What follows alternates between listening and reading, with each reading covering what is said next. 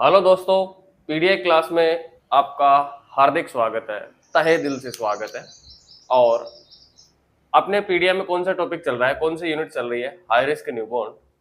और उसके अंदर अपन ने कौन सा टॉपिक स्टार्ट किया था? Neonatal jaundice. कहाँ तक देख लिया था अपन ने? उसका जो फर्स्ट पार्ट था, फर्स्ट टाइप था, वो देख लिया था। कौन सा? Physiological jaundice. आज है पैथोलॉजिकल जॉन्डिस। क्या होता है pathological jaundice?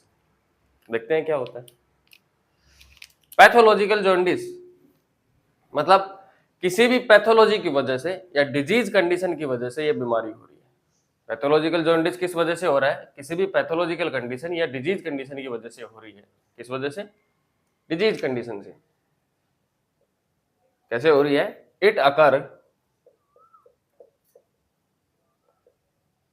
Due to any disease condition.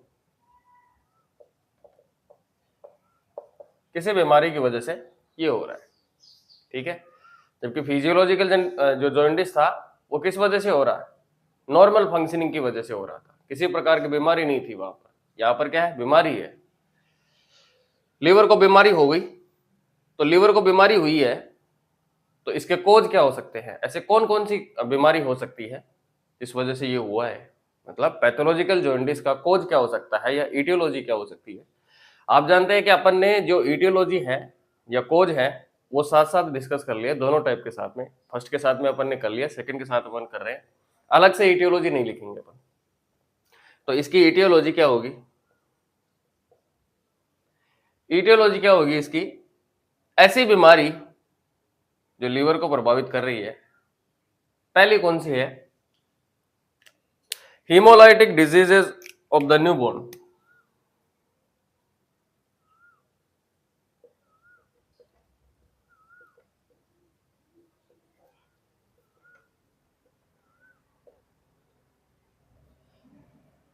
Haemolytic disease of the newborn.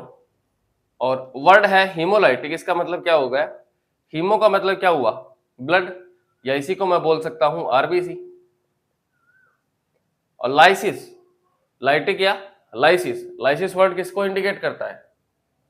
Destruction को। तो यहां पर क्या हो रहा है? आरबीसी का डिस्ट्रक्शन हो रहा है। वो सभी बीमारी है जो आरबीसी का क्या, उसके जो बीमारी है इसके अंदर, जो हीमोलाइटिक डिजीज के अंदर वो सभी बीमारी आएगी जिसके अंदर आरबीसी का डिस्ट्रक्शन होता है। और आरबीसी का डिस्ट्रक्शन हो रहा है, ऐसे कौन कौन सी बीमारी आएंगी? फॉर एग्जाम्पल के लिए मैं बताऊं, first R H incompatibility, ABO incompatibility,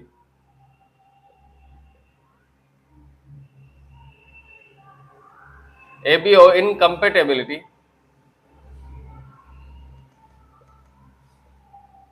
next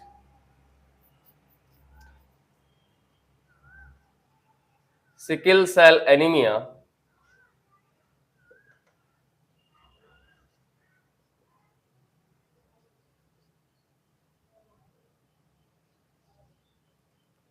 thalassaemia,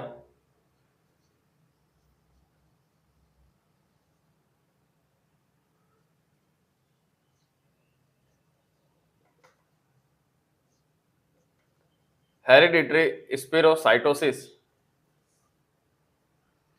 and glucose 6 phosphate dehydrogenase deficiency. Haemolytic disease के अंदर कौन कौन सी बीमारी आ रही है? वो सभी बीमारी आएंगी जिसके अंदर आरबीसी का डिस्ट्रक्शन हो रहा है। ठीक है।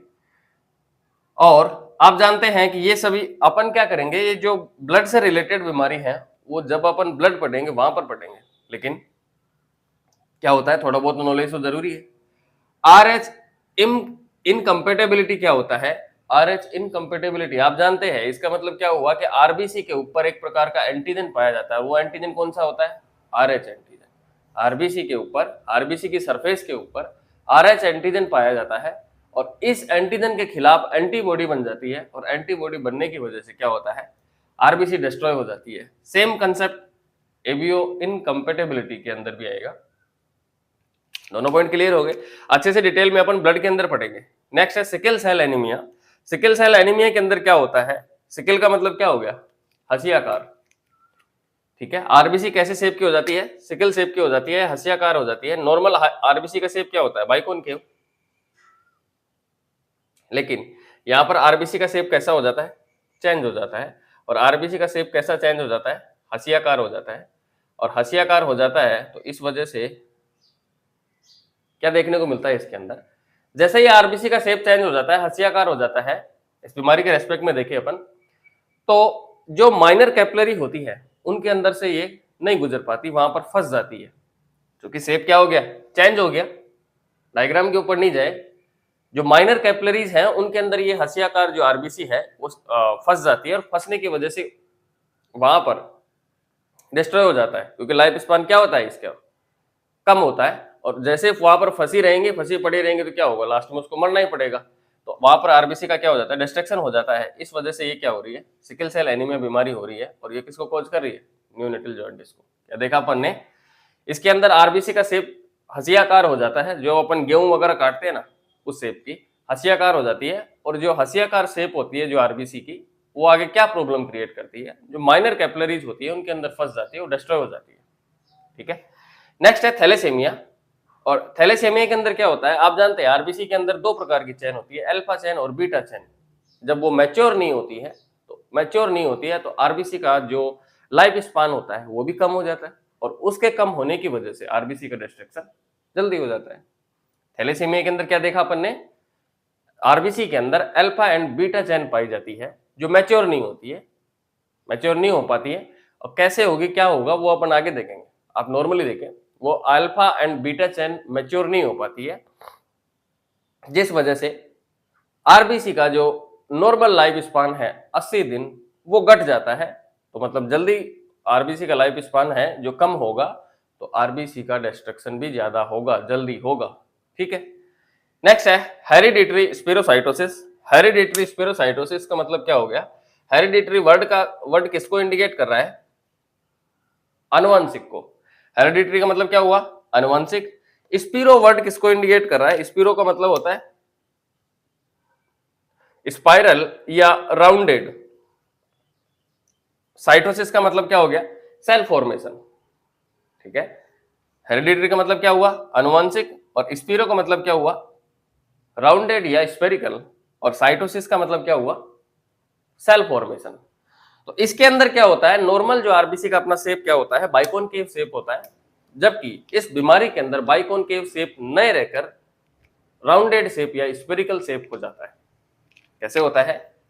नॉर्मली बाइकॉनकेव शेप में होती है आरबीसी, लेकिन इस बीमारी के अंदर वो स्पेरिकल शेप में चेंज हो जाती है। ठीक है, अब स्पेरिकल शेप में चेंज होने के पीछे लॉजिक क्या है? इसके पीछे लॉजिक है, दो लॉजिक है।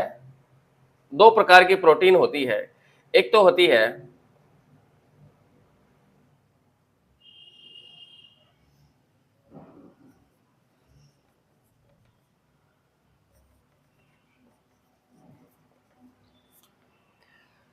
स्पेक्ट्रिन और एक होती है एनकायरिन। दो प्रकार की क्या होती है? प्रोटीन होती है। तो प्रोटीन होती है, एक तो होती है स्पेक्ट्रिन और एक होती है एनकायरिन। दोनों प्रोटीन आरबीसी के दीवार में पाई जाती है, और इसका जो शेप होता है बाइकॉनकेव, उसको मेंटेन करती है। फिर से सुने, आरबीसी के शेप को मेंटेन करने के लिए दो प्रकार की प्रोटीन पाई जाती है उसके दीवार के अंदर, स्पेक्ट्रिन और एनकायरिन।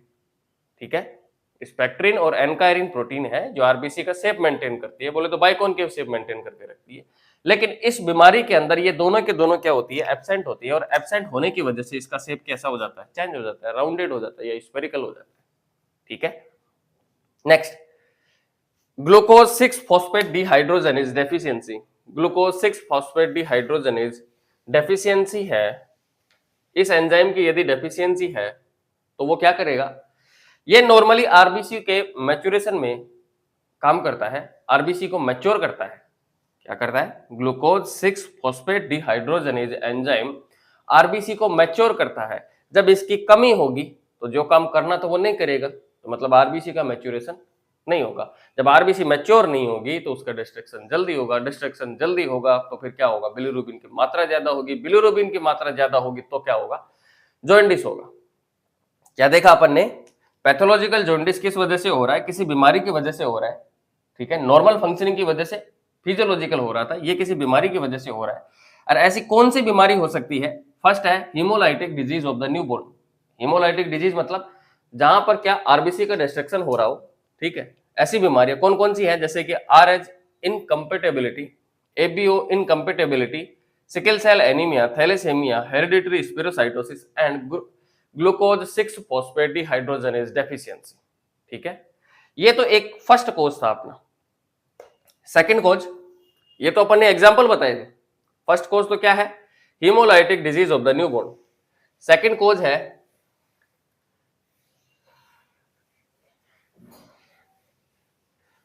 Viral hepatitis.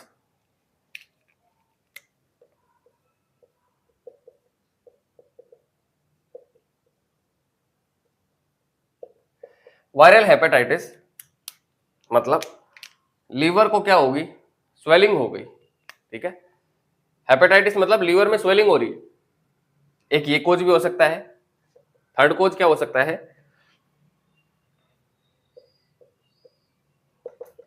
Congenital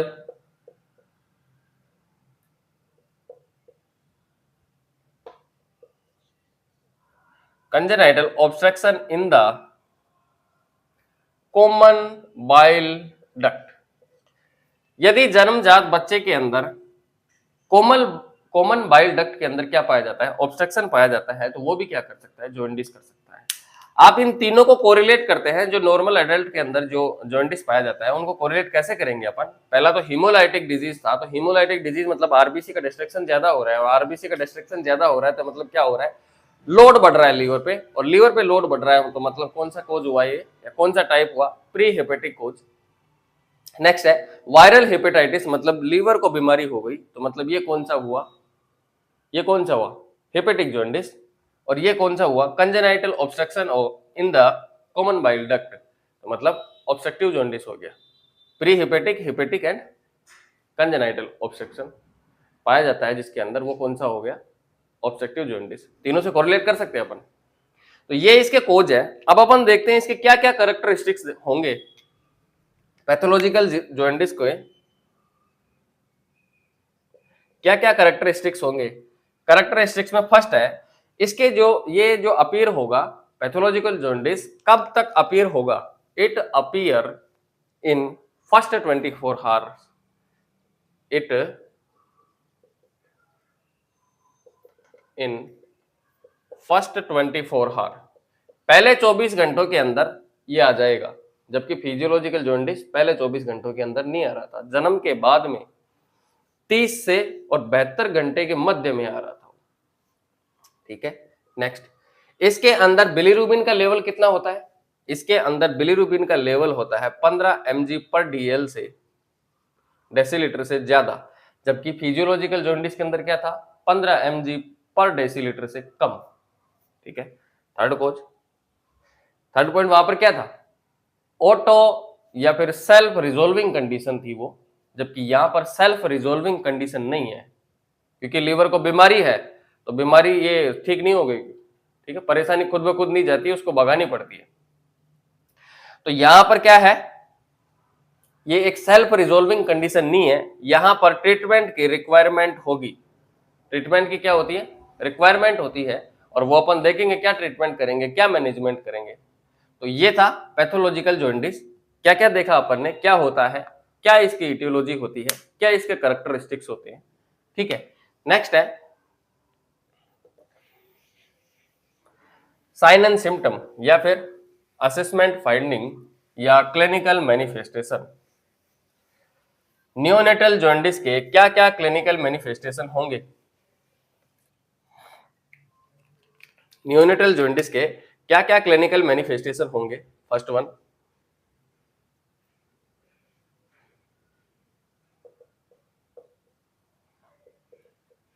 discolouration of the skin and tissue. Skin and tissue कैसे हो जाएंगे? Yellowish discolouration,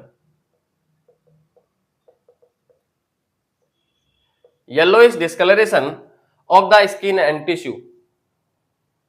skin and tissue कैसे हो जाएंगे? पीले हो जाएंगे। किस सीक्वेंस में होते हैं ये? सीक्वेंस में कैसे?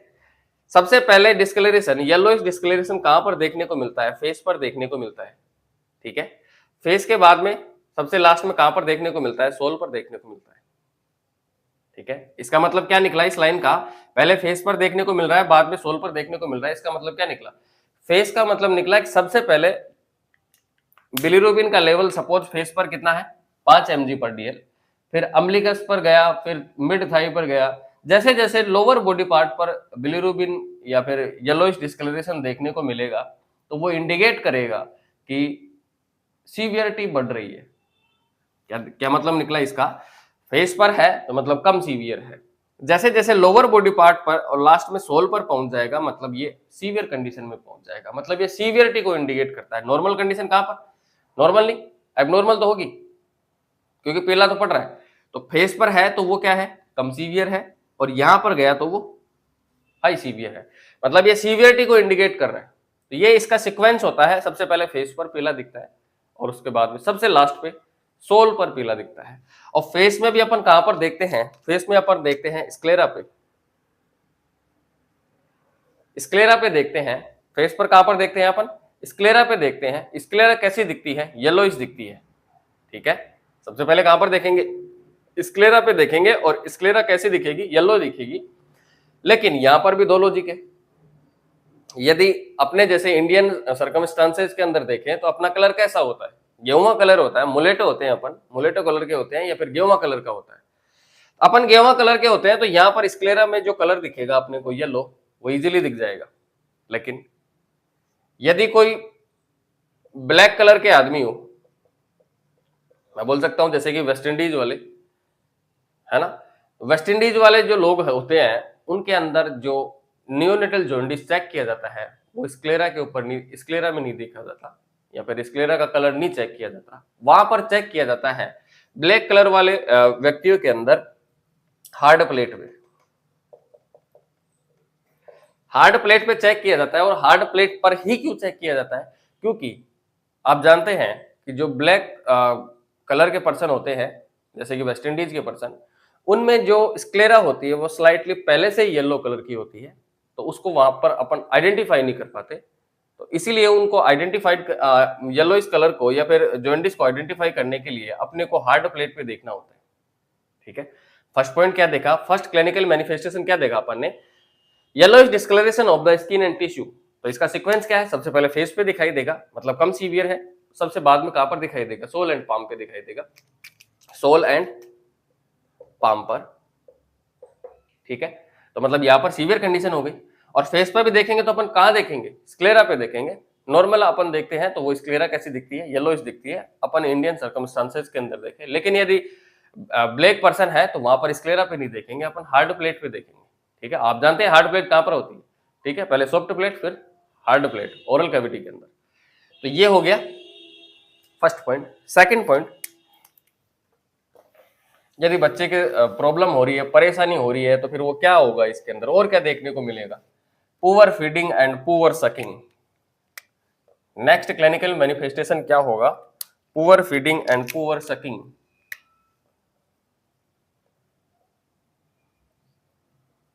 Poor sucking and poor feeding, और लिथार्जिक देखने को मिलेगा बच्चा।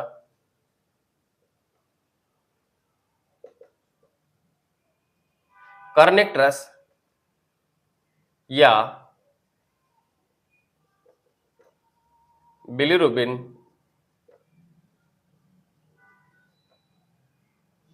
एनसेफेलोपैथी, ठीक है। क्या क्या क्लिनिकल मैनिफेस्टेशन देखेंगे? फर्स्ट अपन ने देख लिया yellowish discolouration of the skin and tissue. Next है poor sucking and poor feeding. आप जानते हैं ऐसी प्रॉब्लम होगी तो बच्चा नहीं करेगा, क्योंकि बच्चा परेशानी में है। लेकिन परेशानी से रिलेटेड एक क्या क्या लाइन है मेरी जबरदस्त, कि जब भी परेशानी आए तो क्या करना है अपने को? एक लाइन याद रखनी है, तिल तिल काटे जाओगे आप, लेकिन आपको टूटना नहीं है। मतलब परेशानी हर कोई की लाइफ में आएंगी, लेकिन टूटना नहीं। जो टूटा ही नहीं वो फिर से खड़ा हो सकता है, और जो टूट गया वो खड़ा नहीं हो सकता, आप जानते हैं। नेक्स्ट है, बच्चा कैसा फील करेगा, लिथार्जिक फील करेगा और कर्निक देखने को मिलेगा। ये क्वेश्चन आया हुआ है। क्लिनिकल मैनिफेस्टेशन में अपन लेट में जब देखते हैं साइन सिम्टम, या जो साइन सिम्टम अपन जब लेट में देखते हैं, तो ये लेट में कौन सा साइन सिम्टम आता है, कर्निक ट्रस या बिलीरुबिन एनसेफेलोपैथी।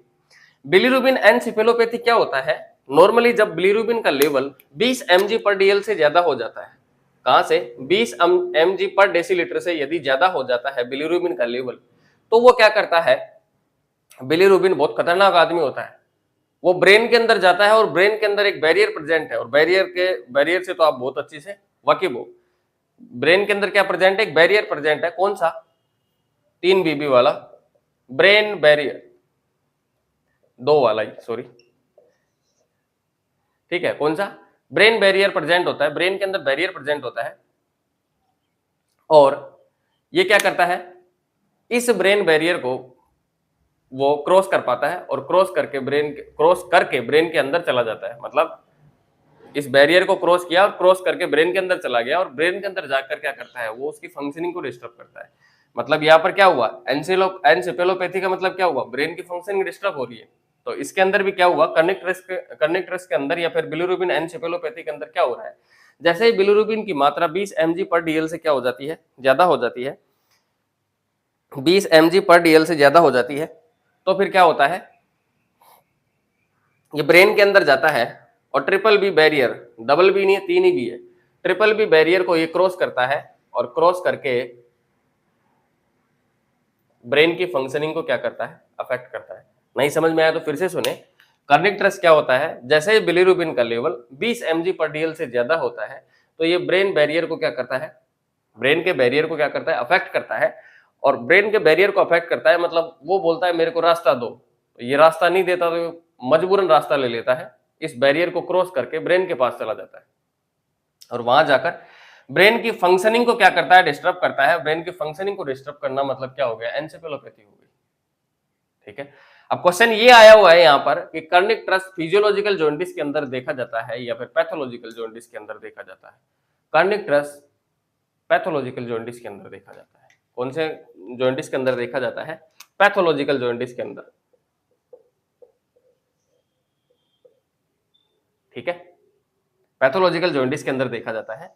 और पैथोलॉजिकल जॉन्डिस के अंदर ही क्यों देखा जाता है, क्योंकि आप जानते हैं फिजियोलॉजिकल जॉन्डिस के अंदर 20 mg/dl से 15 mg/dl से कम होता है बिलीरुबिन लेवल, लेकिन पैथोलॉजिकल के अंदर क्या हो जाता है, 15 mg/dl से ज्यादा होता है, ठीक है। लेकिन यहाँ पर कितना हो रहा है, 20 mg/dl से भी ज्यादा। तो ये कंडीशन कौन सी हुई, पैथोलॉजिकल जॉन्डिस। और ये ट्रिपल बी का नाम है blood brain barrier,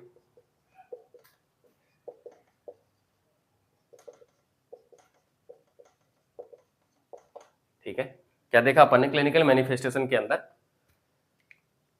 skin and tissue का कलर पीला हो गया, सीक्वेंस देख लिया अपन ने, पुअर फीडिंग करेगा, पुअर सकिंग करेगा, बच्चा लिथार्जिक फील करेगा, और ये बिलीरुबिन एनसेफेलोपैथी होगी। फिर से समझे बिलीरुबिन एनसेफेलोपैथी क्या होती है या फिर कर्निक ट्रस क्या होता है। जैसे बिलीरुबिन की मात्रा 20 mg/dl से ज्यादा होती है, तो ज्यादा होने की वजह से ये ब्रेन के पास जाएगा, तो ब्रेन के रास्ते में क्या आता है, एक बैरियर आता है, उसका नाम क्या है, 3 बीबी वाला बैरियर, कौन सा होता है, ब्लड ब्रेन बैरियर। और ब्लड ब्रेन बैरियर वो क्या करता है, वो वहां से ये क्रॉस करके ब्रेन के पास चला जाता है, और वहां पर ब्रेन की फंक्शनिंग को अफेक्ट करता है, ब्रेन की फंक्शनिंग को प्रभावित करता है। इसी डिजीज को अपन क्या बोलते हैं, कर्निक ट्रस, जो लेटर ऑन देखने को मिलेगा। लेटर ऑन जो क्लिनिकल मैनिफेस्टेशन होगा वो क्या होगा, बिलीरुबिन एनसेफेलोपैथी। नेक्स्ट अपन देखते हैं इसका डायग्नोस्टिक मेजरमेंट। डायग्नोसिस करेंगे तो डायग्नोसिस के अंदर क्या आएगा, first physical examination, second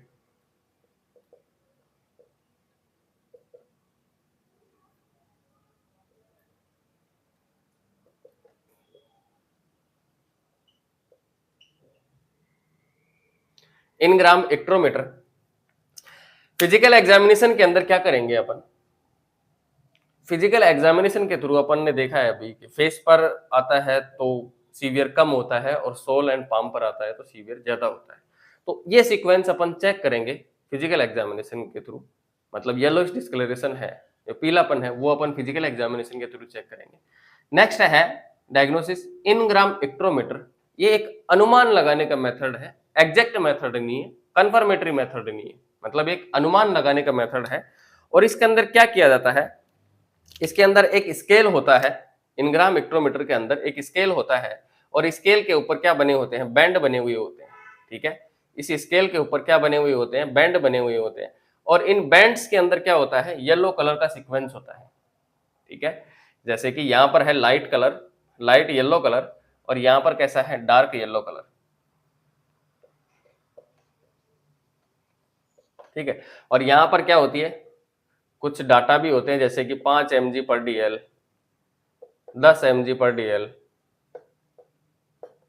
and 15 mg/dl, ऐसा सीक्वेंस होता है इसके अंदर। ये तो हो गए कैसे, लाइट बैंड। ऐसे तो ये क्या प्रेजेंट होते हैं, लाइट बैंड। और ये जो ये हिस्सा है, ये हिस्सा कैसा होता है, इसके अंदर ट्रांसपेरेंट होता है। ये हिस्सा कैसा होता है, ट्रांसपेरेंट। ठीक है, तो ट्रांसपेरेंट, अब से पहले क्या देखा अपन ने, इंग्राम स्पेक्ट्रोमीटर के अंदर ये एक अनुमान लगाने का मेथड है, कंफर्मेटरी डायग्नोसिस नहीं है। इसके अंदर क्या होता है, एक प्रकार का स्केल होता है या स्ट्रिप होता है, जिसके अंदर बैंड होते हैं, बैंड प्रेजेंट होते हैं, और बैंड पे येलो कलर होता है, जैसे कि लाइट कलर हो गया, फिर इससे डार्क हो गया, नेक्स्ट इससे डार्क हो गया, लास्ट में ज्यादा डार्क हो गया। इस अकॉर्डिंग में येलो कलर क्या हो जाता है, इसके अंदर डिस्ट्रीब्यूट होता है। और यहाँ पर डाटा भी मेंशन होता है, 5 mg/dl, 10 mg/dl, 15 mg/dl, ऐसा इसके अंदर डाटा भी मेंशन होता है। लेकिन इन बैंड्स के मध्य का जो एरिया है वो ट्रांसपेरेंट होता है। ठीक है, तो कैसे अपन चेक करेंगे इसको, इसको अपन चेक करने के लिए क्या करते हैं, बच्चे का जो फेस होता है वहां फेस पर अपन इस स्केल को रखते हैं। ठीक है, बच्चे का जो फेस होता है वहां पर इस स्केल को रखते हैं और दबा कर रखते हैं, प्रेस करके रखते हैं। प्रेस करके क्यों रखते हैं, क्योंकि बच्चे की स्किन पर क्या है, माइनर कैपिलरीज है, और वो माइनर कैपिलरीज की वजह से नॉर्मल कलर कैसा दिखता है, पिंक दिखता है। जैसे ही प्रेस करेंगे तो वो ब्लड साइड में हो जाएगा, और ब्लड साइड में होने की वजह से वहां का कलर अपने को दिख जाएगा, येलो है या कैसा है। तो कैसा करना है, ये स्केल लेना है, बच्चे के चेहरे पे अपने को रखना है और प्रेस करके रखना है। और जो बीच में जो ट्रांसपेरेंट एरिया है वहां पर प्रेजेंट होगी स्किन, और उसके साथ में प्रेजेंट होगा क्या, येलो कलर। तो अपने को मैच करना है सीवियरिटी, लाइट येलो है, डार्क येलो है, या फिर कैसा है। ठीक है, इस आधार पर अपन यहाँ का क्या करते हैं, अनुमान लगाते हैं। और नॉर्मल एग्जाम्पल में मैं बताऊं कि अपन जब नेल से एग्जामिनेशन करते हैं जॉइंटिस का, तो क्या करते हैं, नॉर्मल ऐसे थोड़ी ना करेंगे, अपन इसको प्रेस करेंगे, और प्रेस करने के बाद में अपने पास कैसा कलर होगा, जो ब्लड होगा ब्लड साइड में हो जाएगा, और फिर अपने पास जो एक्चुअल कलर होगा वो दिखेगा अपने को। ठीक है, तो इसीलिए यहाँ पर प्रेस किया अपन ने। तो ये था इनग्राम स्पेक्ट्रोमीटर। नेक्स्ट है क्रेमर इंडेक्स।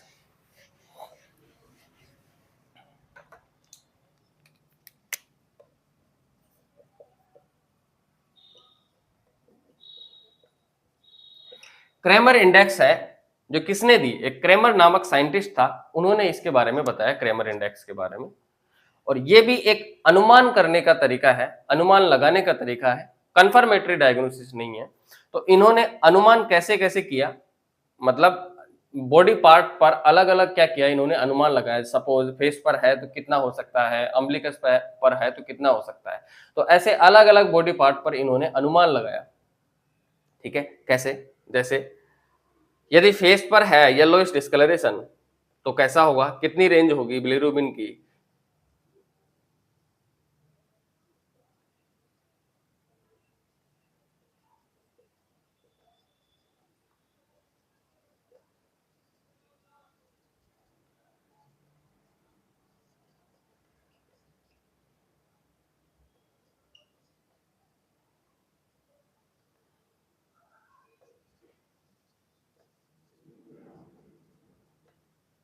ठीक है, यदि फेस पर येलोइश डिस्कलरेशन है तो इन्होंने अनुमान लगा के बताया कि वहां पर यदि फेस पर है तो बिलिरुबिन का लेवल 5 mg/dl के लगभग होगा। यदि अम्बिलिकस पर है, ठीक है, अम्बिलिकस पर है, तो उन्होंने अनुमान क्या लगाया कि 10 mg/dl के लगभग होगा। मिड थाई पर है तो 12 mg/dl, and ankle and wrist joint पर है, इससे पीछे वाला पूरा हिस्सा, एंकल एंड रिस्ट जॉइंट पर है तो वो इन्होंने बताया कि 15 mg पर डीएल हो सकता है लगभग। और यदि सोल एंड पाम पे है तो उन्होंने बताया कि 15 mg पर डीएल से ज्यादा होगा। क्या देखा अपन ने? क्रेमर इंडेक्स है, क्रेमर इंडेक्स क्रेमर नामक साइंटिस्ट ने इसके बारे में बताया और उन्होंने क्या बताया, उन्होंने एक अनुमान का मेथड दिया। अनुमान किया उन्होंने कि यदि बॉडी पार्ट पर, अलग अलग बॉडी पार्ट पर येलोइश डिस्कलरेशन है तो बिलीरुबिन का लेवल भी अलग अलग होगा सीवियरिटी के आधार पर, क्योंकि फेस पर कम सीवियर है और लोअर पार्ट पर क्या है, ज्यादा सीवियर है। तो फेस के, यदि फेस के ऊपर पीलापन है तो उन्होंने अनुमान लगा के बताया कि वो 5 mg पर डीएल बिलीरुबिन का लेवल हो सकता है। ऐसे ही अम्लिकस पर है तो 10 mg पर डीएल, मिड थाई पर है तो 12 mg पर डीएल, और एंकल एंड रिस्ट जॉइंट पर है तो 15 mg पर DL, and sole and palm पर है तो 15 mg पर डीएल से ज्यादा। ठीक है। नेक्स्ट नेक्स्ट है सोल एंड पाम पर यदि बिलीरुबिन पहुंच गया, मतलब पीलापन हो गया, सोल एंड पाम पर यदि पीलापन देखने को मिल रहा है तो वो किस कंडीशन को इंडिकेट करेगा? क्वेश्चन आया हुआ है कि सोल एंड पाम पर यदि येलोइश डिस्कलरेशन देखने को मिलता है तो वो किसको इंडिकेट करता है? पैथोलॉजिकल जॉन्डिस को इंडिकेट करता है या फिजियोलॉजिकल जॉन्डिस को इंडिकेट करता है? तो आपका आंसर क्या होगा? Pathological jaundice. मतलब इसका मतलब क्या हुआ, जो फिजियोलॉजिकल जॉन्डिस है, फिजियोलॉजिकल जॉन्डिस है उसके अंदर सोल एंड पाम पर कभी भी येलोइश डिस्कलरेशन देखने को नहीं मिलेगा। ये नोट लगा के आप ऐड कर लें। क्या बोला अपन ने? यदि फिजियोलॉजिकल जॉन्डिस के, यदि फिजियोलॉजिकल जॉन्डिस है तो उसके अंदर सोल एंड पाम पर क्या होगा, सोल एंड पाम पर कभी भी येलोइश डिस्कलरेशन देखने को नहीं मिलेगा। क्यों नहीं मिलेगा? क्योंकि वहां पर इसका लेवल कितना है, ओनली 15 mg पर डीएल ही है, उससे कम ही है। तो यहाँ पर क्या हो रहा है, यहाँ पर हो रहा है 15 mg पर डीएल से ज्यादा, तो ये कंडीशन इसके अंदर देखने को नहीं मिलेगी। फिजियोलॉजिकल जॉन्डिस के अंदर सोल एंड पाम कभी भी येलोइश डिस्कलरेशन नहीं होगा वहां पर। डायग्नोसिस के अंदर अपन ने क्या देखा, फिजिकल एग्जामिनेशन किया, येलोइश डिस्कलरेशन को अपन चेक करेंगे। इनग्राम एक्ट्रोमीटर के अंदर क्या करेंगे अपन, स्केल के थ्रू चेक करेंगे सीवियरिटी के आधार पर। ठीक है। नेक्स्ट है क्रेमर इंडेक्स होती है, क्रेमर इंडेक्स के अंदर क्या करेंगे, क्रेमर इंडेक्स के अंदर ये भी अनुमान लगाने का मेथड ही है, और इस मेथड के अंदर क्या करेंगे, बॉडी पार्ट पर, अलग अलग बॉडी पार्ट पर यदि येलोइश डिस्कलरेशन है तो वो अलग अलग बिलीरुबिन लेवल को इंडिकेट करेगा। नेक्स्ट है सीरम बिलीरुबिन लेवल, और ये एक प्रकार का कंफर्मेटरी डायग्नोसिस है। नियोनेटल जॉन्डिस का सीरम बिलीरुबिन लेवल एक कंफर्मेटरी डायग्नोसिस है। मतलब अपन जब भी अपन क्या करेंगे, सीरम लेवल अपन चेक करेंगे बिलीरुबिन का, तो वो एक प्रकार का कंफर्मेटरी डायग्नोसिस होगा कि कंफर्म हो गया कि इतना है। ठीक है। तो ये एक अनुमान लगाने के मेथड थे और ये एक कंफर्मेटरी डायग्नोसिस है। ये क्वेश्चन आया हुआ है कि जॉन्डिस का, नियोनेटल जॉन्डिस का कंफर्मेटरी डायग्नोसिस क्या होगा, सीरम बिलीरुबिन लेवल चेक करना। ठीक है। तो ये थे इसके डायग्नोसिस। नेक्स्ट है मैनेजमेंट। क्या क्या मैनेजमेंट हो गए नियोनेटल जॉन्डिस के?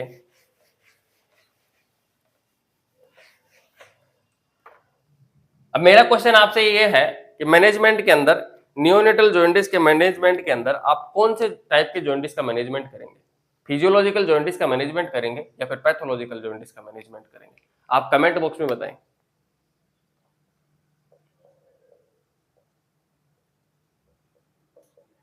मैनेजमेंट अपन करेंगे ओनली पैथोलॉजिकल जॉन्डिस का, क्योंकि फिजियोलॉजिकल जॉन्डिस है वो सेल्फ रिजोल्विंग कंडीशन है, कुछ दिन में वो ठीक हो जाएगा। ठीक है। अपन मैनेजमेंट किसका करेंगे, पैथोलॉजिकल जॉन्डिस का करेंगे। और पैथोलॉजिकल जॉन्डिस का जो मैनेजमेंट करेंगे उसके अंदर क्या क्या करेंगे अपन? 3 काम करेंगे। फर्स्ट है फोटोथेरेपी,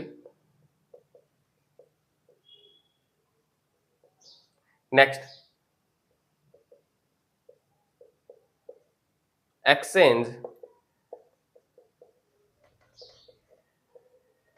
ब्लड ट्रांसफ्यूजन और ड्रग थेरेपी। क्या होती है फोटोथेरेपी, क्या होती है एक्सचेंज ब्लड ट्रांसफ्यूजन, और क्या करेंगे अपन ड्रग थेरेपी, क्या ड्रग थेरेपी देंगे इसके अंदर, वो अपन नेक्स्ट क्लास में देखेंगे। ठीक है, थैंक यू।